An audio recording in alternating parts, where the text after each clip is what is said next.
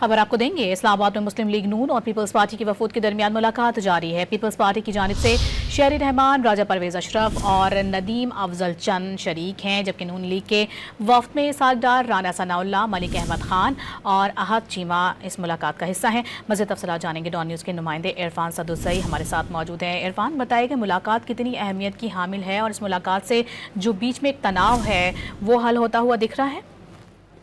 جی بالکل، یہ ملاقات انتہائی اہمیت کی حامل ہے، چونکہ گزشتہ روز صدر آصف علی زرداری اور وزیر اعظم شہباز شریف کی ملاقات ہوئی تھی اور اس میں بھی یہ معاملہ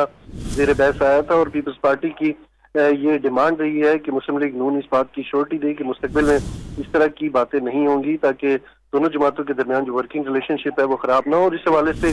آج جو بلاول بھٹو زرداری اور وزیر اعظم کے درمیان جو ملاقات ہونی ہے، اس سے قبل یہ جو ملاقات ہے یہ دفتر خارجہ میں ہو رہی ہے، اور اس اجلاس کی جو سربراہی ہے وہ اسحاق ڈار کر رہے ہیں، جبکہ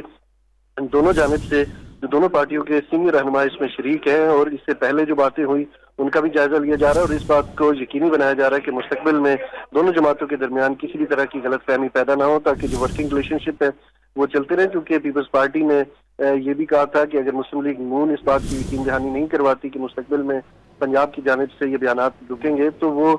مسلم لیگ نون کو قومی اسمبلی میں جو بل کی منظوری ہے کسی بھی طرح کی قانون سازی میں سپورٹ نہیں کریں گے، اور لگتا یہی ہے کہ معاملات جو ہے وہ نارمل ہوتے جا رہے ہیں۔ جی بہت شکریہ آپ کا۔